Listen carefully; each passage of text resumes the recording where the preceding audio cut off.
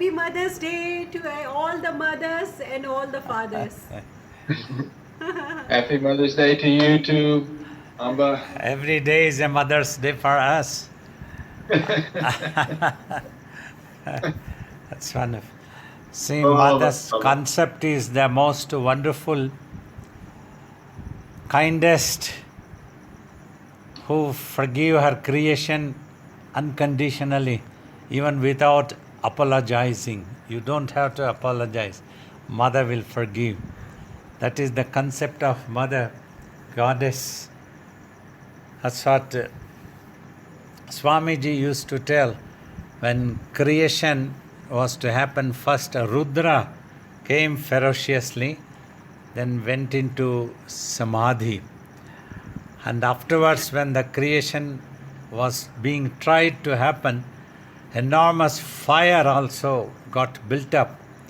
And with the energy, it engulfed everything that was being created. Then gods Brahma, Vishnu, Shiva, and first yogis of Brahma's Manasaputra means born out of his mind's imagination. Sanaka, Sananda, Sanat Kumara, Sanat Sujata. They are four first yogis in the creation. They all prayed to that fire to assume the form and manifest as a mother, goddess mother, so that the creation can happen, unconditionally forgive. Then that fire took shape of a mother goddess and gave away from its womb the world, the universe that we all have today. So that is Mother's concept. I remember another point. One time I remember Swamiji, we were massaging, giving him oil massaging. So putting his hand on the stomach, showed, hey, do you know, I got 100 more children in the stomach. What do you think? Like that Swamiji used to tell. So he is, and he was, and he is our mother concept. He loved and he loved so much. Such a wonderful thinking to think Swamiji of a mother. He always loved us. Whether he scolded, it was out of his love. He loved. And he used to tell, you have to keep the love inside, not show outside. From outside, I have to keep pulling you all the time. So you will be on the track, discipline, and the world will not scold you. Like that. Baba, I have a question. Yeah. So what is mind, and what's the difference between the mind of a self-realized person and that of an unrealized person? See, when thoughts and visions are continuously arising, that means the mind is continuously into imaginations like a chatterbox.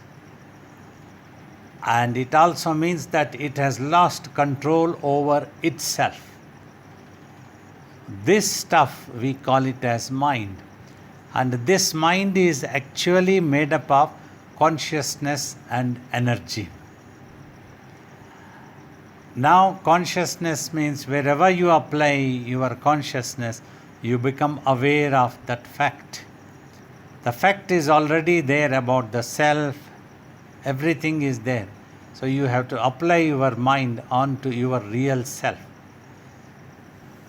This is one thing. Now we'll go to a yogi's mind. We cannot tell that there is a mind for yogi, because there is no continuous imaginations are not there, and no continuous thoughts and visions are arising. It is the total silent one. Even when a yogi talks, like Ramana Maharshi said, like the sky measuring the sky, the space measuring the space. It is just in itself. It is in quietness. Only if needed, I can imagine, apply brains, quickly finish the work, and the mind will recede, it will go back. It's like this. It comes up to the touch of brain, think and execute the work, and goes back. It settles back into the self. So like that, there is nothing, no mind is there actually. Does a lot of the work that you do then happen spontaneously without involving the mind? Yeah, most of the time it's mechanically by the body and spontaneously. Like almost all the questions when they are asked, I don't use a mind, I don't plan, I don't think, oh, what is the answer, what should I tell for this question, nothing. Spontaneously the answer comes and I just utter it through the mouth, comes. Because you've said that you really don't need much mind to get along in the world, but most people would feel completely lost if they didn't have their mind. Yeah, in my opinion and experience, just like I have repeatedly told, you need only $10 to live in the world, but you are spending thousands of dollars unnecessarily. That much of energy is put on the brains. So you require a little bit of consciousness to be in this world or to do anything. You see, I don't need to be in this world at all times. Just when, if there is some important work is there. So most of the time it is connected to meditation, talking about mind, consciousness, or clarifying the answer with answers to the questions that are asked. But at times I do have to work. Like when taking care of this Dehradun ashram, I have to work with accounts, issue a receipt and check online whether any donation has come. Like this type of every day a little bit I keep doing. So these works also spontaneously I keep doing. And I don't have to think, oh, now I have to switch on online, I have to go to this place and then check whether any donation has come. This much of thoughts I need not think in the mind. So it's by practice I keep doing. So there also mind is not used at all, hardly. So does that carry on to everything? Is actually the manifestation of consciousness all just happening spontaneously without intellect and mind? Yes, spontaneously it is happening. And probably this is the destiny of all the previous resolutions that I would have visualized. Probably in the childhood also, sometimes I used to visualize how a yogi would be. Oh, so wonderful. You don't think anything, but you do whatever you need to do, and you do only a little bit that is necessary to do, and you do and you don't do anything. You are there and you are not there anything. So this type of, like reading Adi Shankara's teachings and Ramana Maharishi's teachings particularly, some of these things I used to visualize like this. So probably that has become the destiny now. Baba, I've heard you say that you're there and not there, and that has a profound meaning for me. Would you elaborate on that a little bit?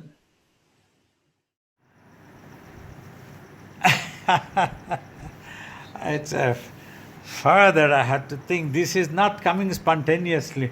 I have to think about that experience. There it stops. I am there and I am not there, and that's the end.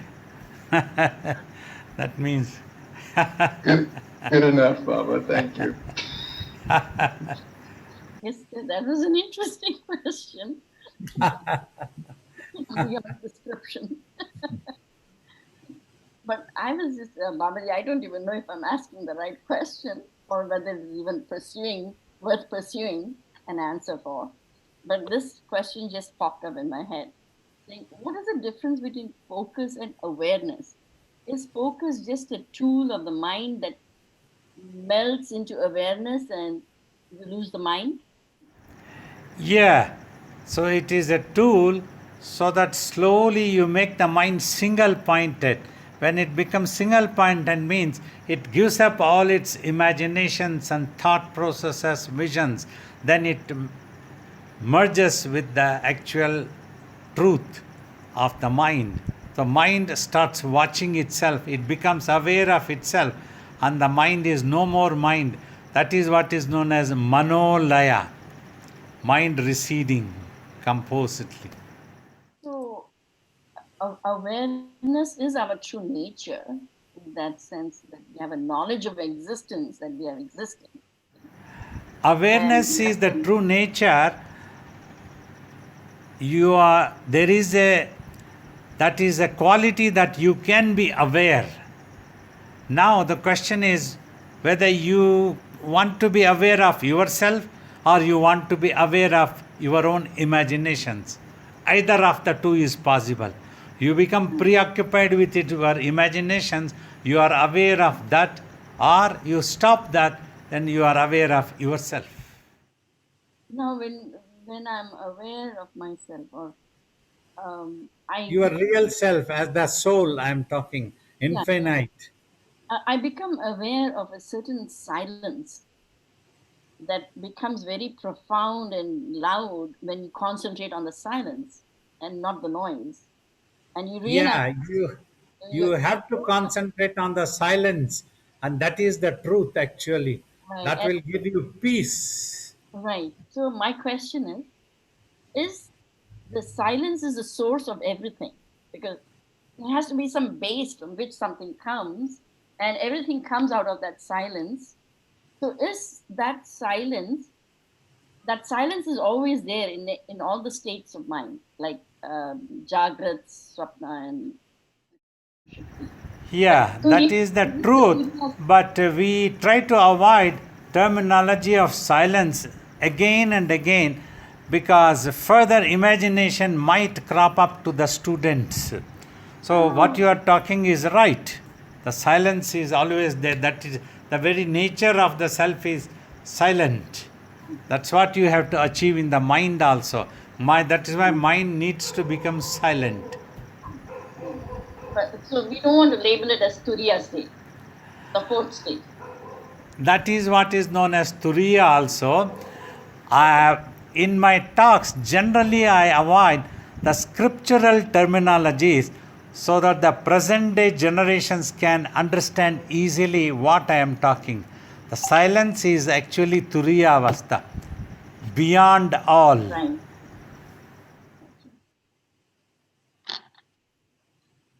So, Baba, is focus actually a function of the mind? Initially, where you will your attention to be on one thing? Yes. You And then see, eventually- even like, for example, when you are watching through the eyes, if you apply the mind also, means if the mind also watches, then you become aware. Otherwise, you can fix the eyes, but allow your mind to go somewhere else, then you will not be aware of what you are seeing through the eyes. The mind is important, that it has to watch. So could you say in the meditation instructions, just focus your awareness between your eyebrows and watch? For the beginners, it could be confusing, otherwise, it's okay. Because focusing seems to be what directs my awareness, kind of like headlights on a car. You have to focus on the awareness. That is why mind has to watch the mind. Then only it will merge with the self eventually. Otherwise, it should not stop here imagining the eyebrows or in between eyebrows or the front portion. It must not imagine anything, neither darkness nor light, like that. So it has to observe itself. So that is why it is in the beginning just said, focus by paying attention. So that's what. So as the mind focuses, when it becomes single pointed and gives up all imaginations, it gives up the imagination of eyebrows or in between eyebrows, then it goes introvert. The I, everything disappears. I think that's why I like the term putting my awareness between the eyebrows, because there's less mind involved. Otherwise, there's some kind of idea of between the eyebrows or mind involved in it. Yeah. You have to achieve that. That's what you have to do. That's what you have to achieve. Putting the awareness only, not the mind as a thought. Thank you, Baba. When the focus melts into the awareness, at that point there is no mind as such. So I'm not aware of even existence actually, and until mind comes into play, and until I start hearing the chatter of the mind, and then I'm like, okay, I'm back into the body, and something. No. When the mind stops imagining, before going into samadhi, the consciousness need to be aware of itself. So that's when you are sure now the mind is blossomed, it has given up all its imagination. Naturally, effortlessly, it must stay there with that awareness before going into samadhi. That is what Sahasrara Kamala, coming here. I'm talking about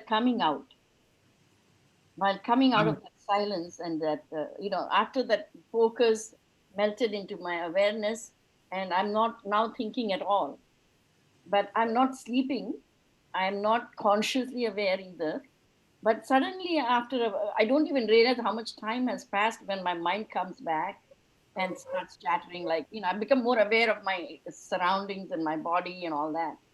So is that the real state where I want to be, where I'm not sleeping, I'm not awake, I'm not conscious of my surroundings, but I'm still in awareness?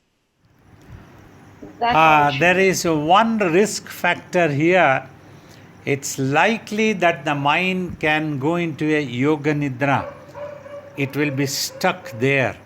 This is what my Guru Swamiji explained before samadhi. Before samadhi, awareness of the self has to be maintained, that you exist. All I talk of consciousness of existence. So minus any thought or visions. Then finally when the I stops, then it goes into samadhi. When it goes to samadhi, it will be a long time effortless. Once for all, the mind would have abandoned all cravings. So when you come out also, the craving must not come back. The thoughts must not come back. So this you have to watch and practice based on this. Baba, related to that, the state, I like what you said about focusing and then it melts into just awareness. That awareness isn't a knowing, it's kind of an intuitive state. It knows that it's beingness. It knows it is, but without a thought. And so what you're saying is just, you have to just kind of reside with that prior to samadhi. Yes, means that has to become natural and effortless, that it will not go back. So then only the samadhi occurs, when you are able to continue with that. So that is what is tapas actually. Baba, that state of beingness or just pure awareness doesn't seem to have an I there.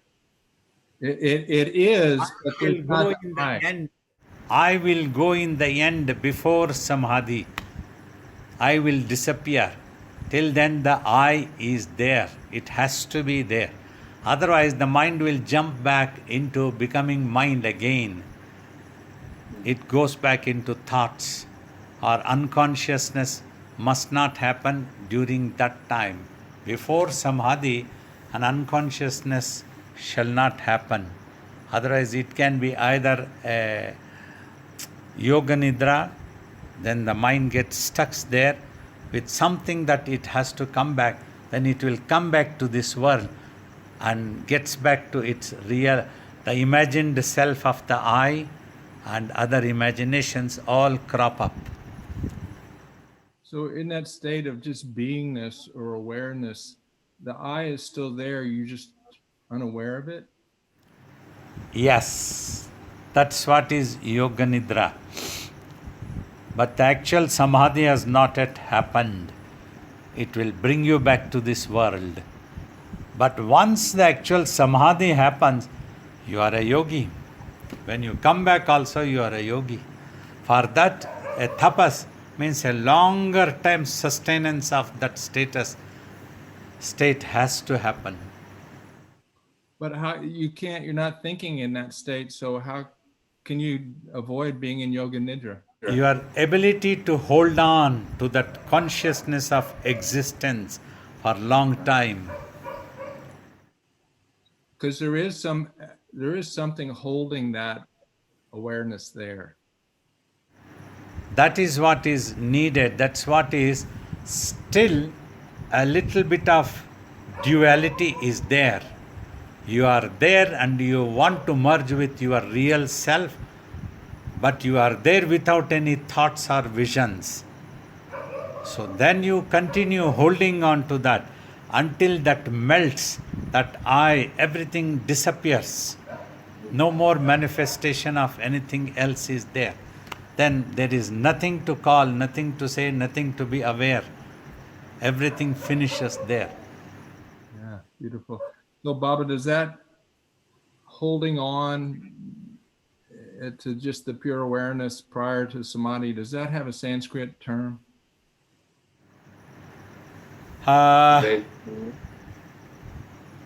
Don't know what other teachers have used properly. Maybe a Savikalpa Samadhi. Some teachers have used Savikalpa Samadhi for this status. That you are able to hold on to that and then it becomes natural and effortless. You don't have to put any effort. You don't come out for some time, it happens. Until the Samadhi doesn't happen, you stay like that. Okay, thank you, Baba. Namaste, Babaji. You probably talked about this, but I can't remember your teaching, so I'll ask it again. Please forgive me. You are saying that the pure consciousness is the ultimate reality, but then you're also saying that the mind comes from the pure consciousness plus energy. And I'm wondering, what is this energy and where does it come from? It is an inseparable existence within the consciousness.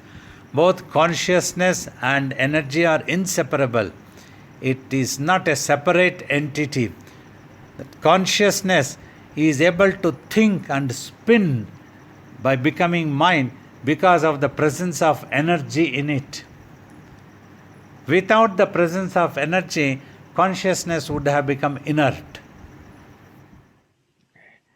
Another question, you've been talking tonight about yoga nidra. Is there some way to avoid or get out of yoga nidra?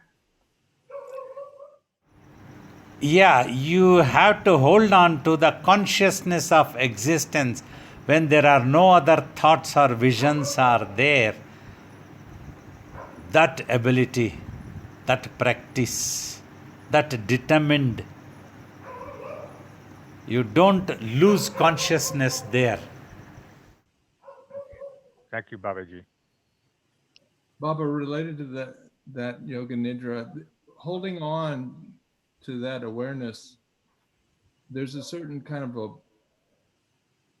pleasure or something which would kind of make you want to hold on to it as opposed to just falling asleep. Yeah, probably that's what I have tried to call bliss.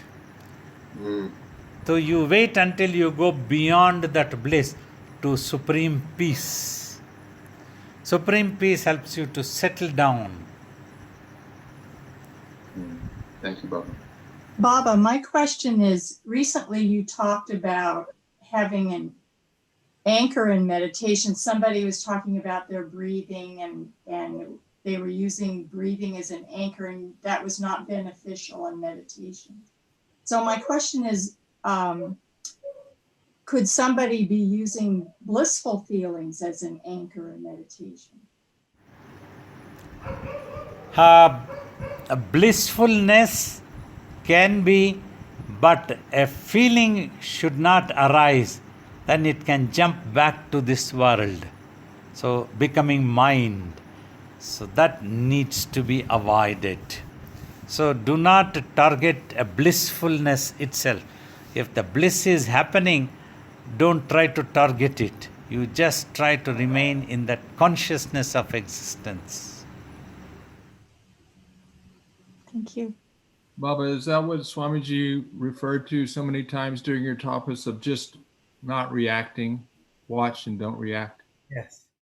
Even if any manifestation happens, any such experience happens, do not react. Once you react, you get involved and you get this broken. This chain that you have to hold on to it, it gets broken. So you don't have to react. That's developing a kind of a detachment to.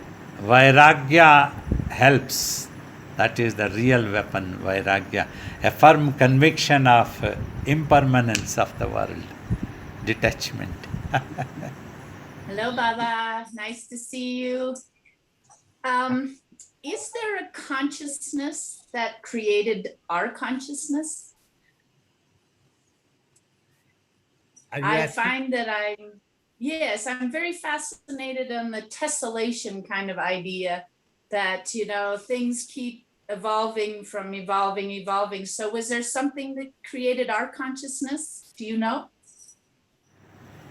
A seeker is advised not to bother this aspect of the thing, though just for sake of understanding, I can tell, because the Supreme Consciousness, from that Supreme Consciousness, an enormous amount of consciousness arose and that created. The Supreme Consciousness, which is all pervaded, as it is, did not create anything. It is in itself. That is known as Mahasamadhi. From that, an enormous amount, when I talk of enormous amount, that is what is known as Brahma, Vishnu and Shiva, concepts in Hindu Samskriti that has been given. Adi Shankara has explained this. So that consciousness created. Always, So it's not. always you see, one scientific truth is only a bigger thing can create a smaller thing. A smaller thing cannot create a bigger than it. It itself has to become big. If the seed has to create another seed, it has to become a tree, that type. So that's what happened. And also in this world also, if you have to move one thing, you can move that thing only from a more powerful thing. Using a more powerful thing, you can move that. Otherwise, it is not possible. So just like your mind is a bigger aspect, you can deal with whatever your mind has created. You can stop that world. But with your mind, you cannot stop this universe, that is the physical existence. The higher consciousness will deal with this universe. Well, there you go. All right. Thank you, Baba. Baba, related to that, so you were referring to a huge, enormous consciousness coming out of pure consciousness. Now, in that, when you use it that way, are you referring to pure consciousness as being the Parabrahman? Yes, pure consciousness, ultimate truth is Parabrahman. From the Parabrahman, Brahma came out, which created. This happened simultaneously, means technologically, as the creation was taking place, so that also came out. Brahma also, that enormous conscious also came out of that Parabrahman. Yeah, so this has can be confusing sometimes, because sometimes pure consciousness is used as the Parabrahman, the eternal existence, and sometimes it's used as this substance or what phenomenal existence is made from, or knowingness is the source of knowingness.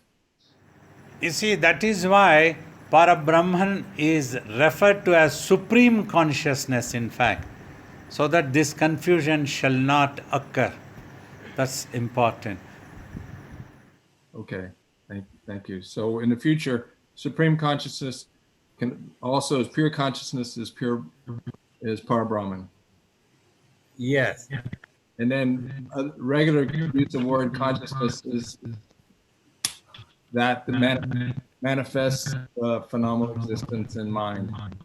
So, just like the Oxford keeps using new terminologies and it accepts and adds to the dictionary, we have to work out a dictionary for our sake of understanding and communication. So, if you think so, it's okay. Okay, thank you, Baba. Babaji. Yeah, I can hear you.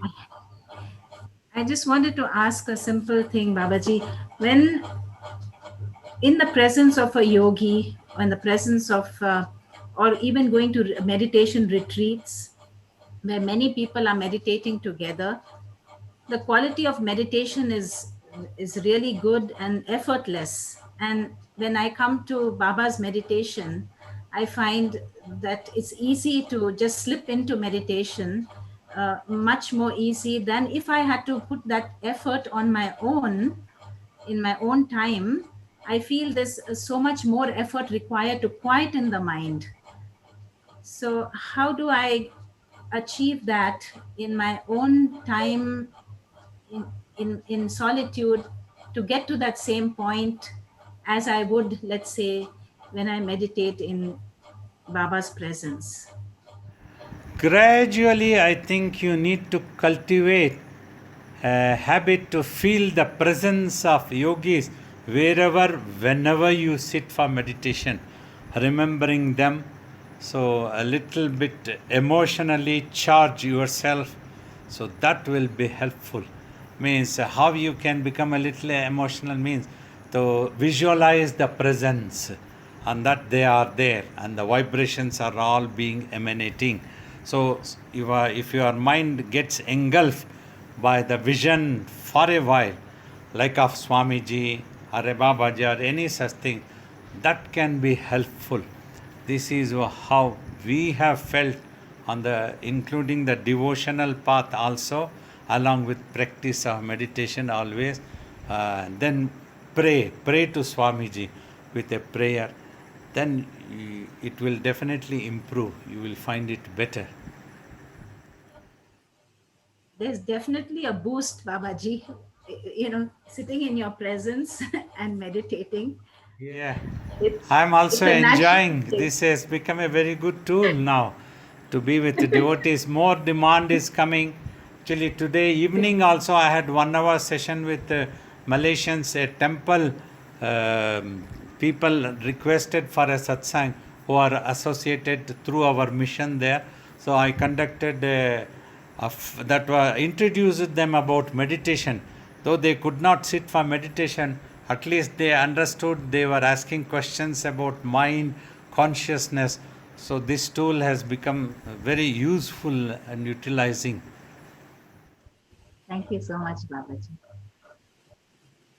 Baba, we have a few questions from the chat. Do we ask those now? Okay, one by one you can ask. Okay, Mark's question was, it seems like we're trying to understand awareness, which is just another thought. What is the role of grace in the achievement of awareness? For example, comment, may you all be blessed, and your presence during the meditation. For all this, one word is faith. You just take it as it comes seriously without trying to analyze why or how. These two things you need to allow it to melt down in your mind. Otherwise, your mind gets entangled because it cannot analyze by applying intelligence. It works with a total faith only. Just get into that, like just jump into the river type. Means example, I am giving a clue. So that's what happens. When if a word comes, suppose from Baba's mouth, may you all be blessed, and simply take it granted, and the blessings will be there. It's the divine who will bless actually. The divine Guru will bless. His vibrations will be there. So you have to take it.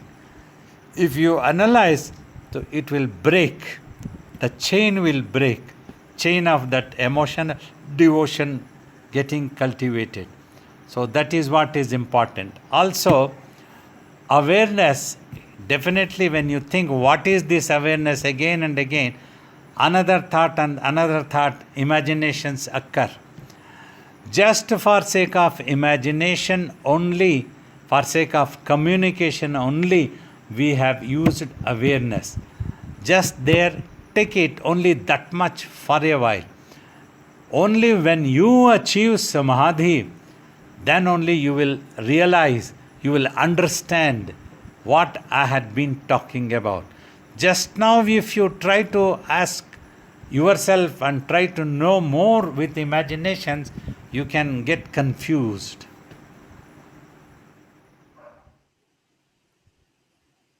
He can't respond, Baba, right now, but thank you.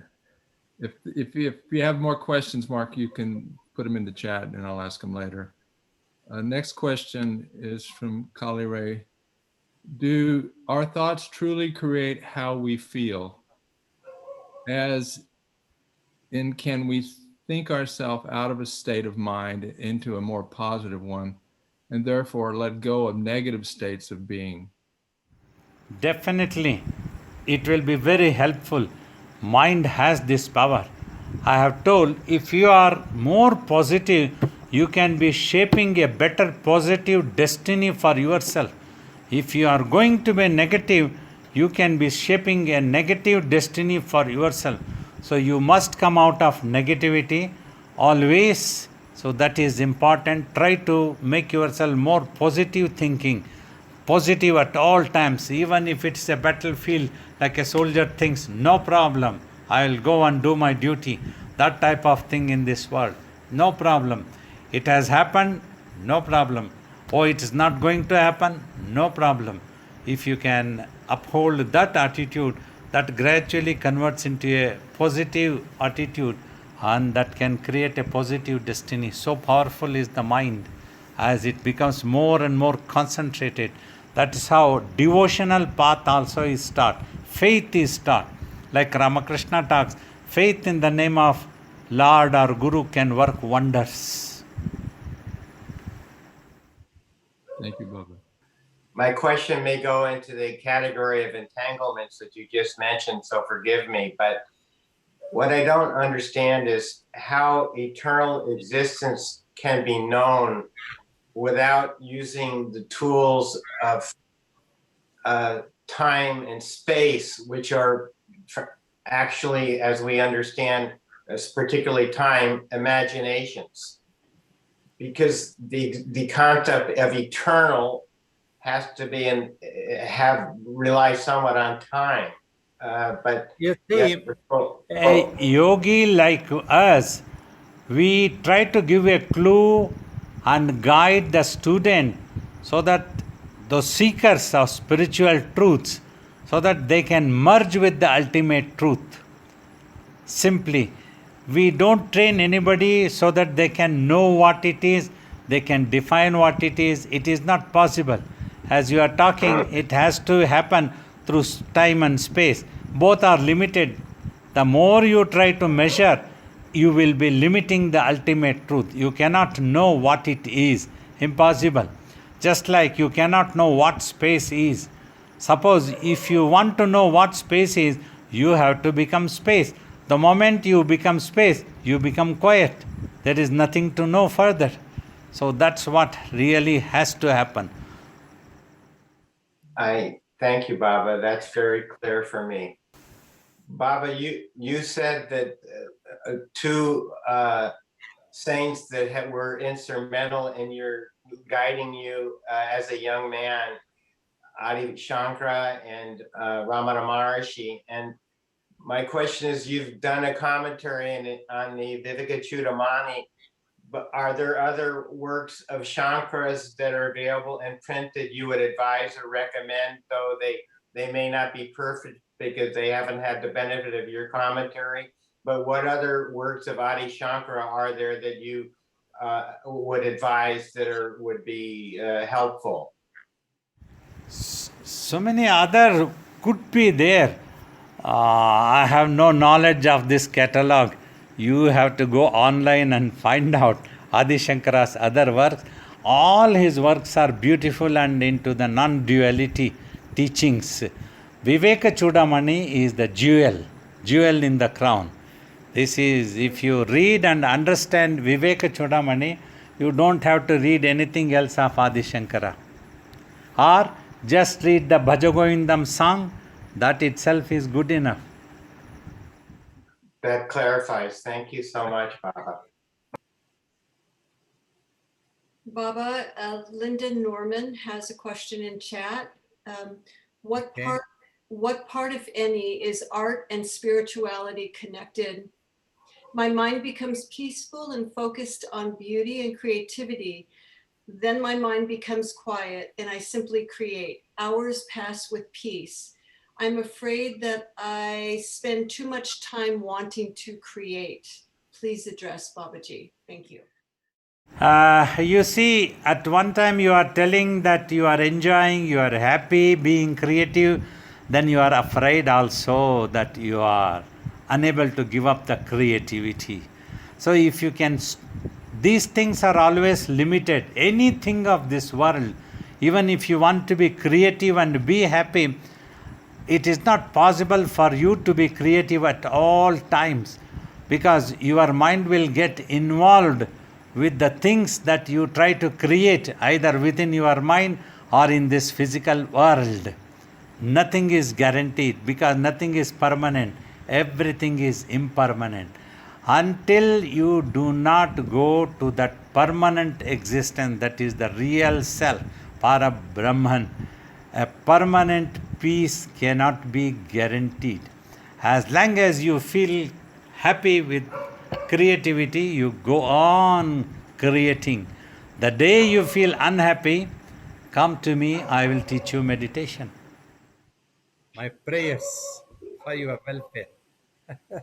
Baba, you mentioned, this is my question, we were talking about the crest jewel of discrimination, and what I loved from that book or that teaching the most was the snake in the rope, and the whole thing about discrimination. And discrimination, the snake in the rope for me has always been, if I have something that's troubling me or a thought, to really look at it and see the truth about it, and then it sets me free. And there's this, I'm free. So could you talk about the role of discrimination in our journey of quieting the mind? What you have told, that's it. However, a few more words I will tell for your sake, because you have asked me. Always, like there is a problem, you try to discriminate. So to sort out that problem, what is that you have to lose? Is it worth it? Like that you discriminate. So then choose the worthy one. Either this or that, whichever one is worthiest. Whether you are going to give up your own life, or you want to give up your other thing which is troubling you, like that discrimination. Always permanent and impermanent of this universe also. Permanent happiness. If you want happiness, you must be able to achieve the highest happiness. There must not be anything else other than that. See, in this world, I have given some example. If you eat a small item of ice cream and tell, oh, this ice cream was very sweet, then somebody else might come, oh, eat this ice cream. You will find this one much more sweeter, much more beautiful than that ice cream. Like this world is one above the other always. No one thing is always dominating. No one thing is acceptable to the entire universe. only that thing which has no second existence other than that can have that quality, the topmost happiness. So you have to look for that, discriminate for that sake only. Otherwise, in this world, whatever you try to look, you go on discriminating, this is not permanent, this cannot give me happiness. Like that, neti is what the words they have used in Viveka Choodamani also. So that is what is discrimination, applying Viveka, the wisdom, intellect properly. So understand, it must give us permanent happiness. What is it that permanently exists? Thank you. Baba, so good to see you. Thank you very much for all of your wonderful answers today. I have a question about conflict and meditation. So I've lived in the United States my whole life, and I'm getting older, but I've been thinking increasingly about moving to Europe and possibly living there permanently. But I have lots of friends and family here and all these connections, but there's something about the lifestyle in Europe that really appeals to me. It kind of just really gets to me. So I have this conflict in my mind. Do I stay here? Do I go there? If I go there, I'm leaving everything here. So there's this conflict in my mind. And so my question is, how do I use meditation to help me with conflict in my mind? See, first thing, since how long you are having this conflict, that is first thing important, ponder over. Then balance, which is more attractive, having friends and already known place, or you want to have a different lifestyle. You keep thinking about this or that. Somewhere it will weigh. Oh, this is more attractive.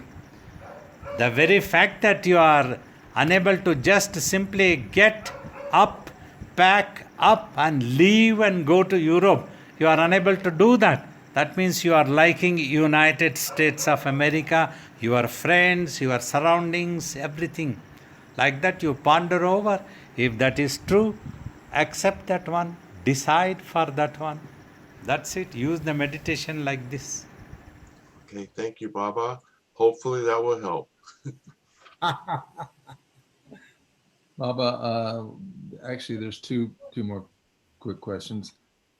One, Kali Ray is asking, is studying with a guru or living in a monastic life at an ashram the ultimate state of living? As in, should we put aside our dreams, our personal self, and what we want to accomplish in life and instead live at an ashram? I'm torn because I want to do both. I say, actually living in a monastery is also not an easy life. Ego follows everywhere, wherever you go, whether you are in the world or you go to a cave or you go to a monastery. Other human beings will be there and ego will be hurt often. The Guru himself might test you, put you into test, such things. So it may become unbearable. Many people come thinking it can be glamorous, it can be very easy, it can be doing sadhana, all these things, and they cannot bear and soon they run away. So instead, wherever you are, first practice to control your ego, practice patience in the midst of people, in the midst of world. Our life is the best teacher. When you practice more, patience is enormous. Ready to accept the things as it happened. So we were simply flexible for it. It came very handy. The day we landed here in the ashram, the second day we accepted. And we went on simply accepting everything. It's 47 years now. Like that, simply accepting whatever came, because we had fallen in love with the Guru naturally. If it happens only, you go further. Don't try to analyze Guru. You must not do that one. If you try to do that, it will be failure. You will run away from the monastery. So all these things are there. First practice 1 hour meditation wherever you are, that is possible. Try to achieve a peaceful, sanctified place within your home, and then try to live a peaceful life. Practice more patience. Then afterwards, if you come to monastery, it may be helpful. This is my opinion and advice. Thank you, Baba. The last question is from Sankeet. Are memories and emotions really stored in the chakras? Is there a way to empty or strengthen the Vishuddhi chakra or the You throat see, chakra? there is really no such chakra, just like a disc that records a CD or the disc that used to be or a pen drive type. There is no such thing. Everything, memory is recorded in the brain, and the mind holds it as a habit, acquired habit of the mind, which we talk about it. Only meditation is the one thing which will cleanse, which will purify. Symbolically, teachers would have spoken about cleansing the chakras. To cleanse the chakra, you have to cleanse the mind. The mind gets cleansed when you just watch in between eyebrows. It gives up all its habits of analyzing, making judgments. All this has to disappear. Then only it will be purified. That is what is the purification known as. There is no other method. You cannot simply pour water on your head and cleanse the chakras. Nothing that happens really. If the mind gets cleansed and purified, all chakras gets cleansed. That's what my advice is. Practice meditation. Your job will be done the day your mind is purified.